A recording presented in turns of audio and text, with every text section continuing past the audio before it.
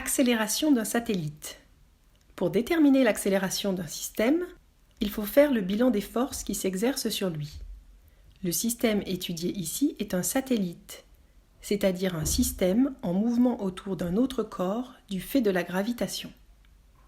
On représente le satellite par un point P auquel on associe la masse petit m du satellite et l'astre attracteur par un point O auquel on associe la masse grand M de l'astre.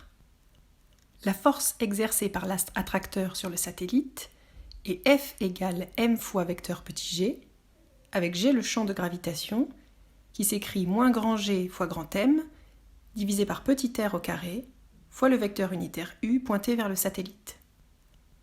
D'après la deuxième loi de Newton, petit m fois le vecteur accélération est égal à la seule force F qui s'exerce sur le satellite.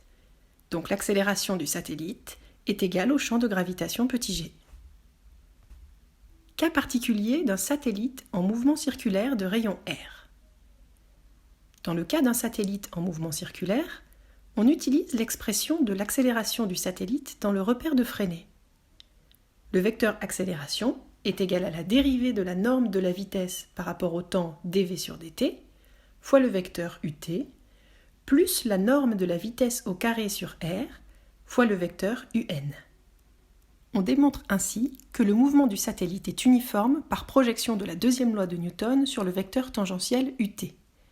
Et par projection sur le vecteur normal un, on obtient les expressions de la vitesse et de la période du satellite en mouvement circulaire. Un satellite géostationnaire est un cas particulier de satellite en mouvement circulaire et uniforme. Son orbite est telle qu'il est fixe dans le référentiel terrestre. Loi de Kepler. Les satellites ne sont pas forcément en mouvement circulaire et uniforme. Les lois de Kepler permettent de décrire les mouvements de tous les satellites. La première loi de Kepler, dite aussi loi des orbites, indique que les trajectoires sont des ellipses dont le centre de l'astre attracteur occupe un foyer. L'ellipse est un cercle aplati dont le plus grand diamètre s'appelle grand axe. La deuxième loi de Kepler, dite aussi loi des airs, indique que le segment reliant le centre de l'astre attracteur au satellite balaie des aires égales pendant des durées égales. On peut retrouver à l'aide de cette loi qu'un mouvement circulaire de satellite est nécessairement uniforme.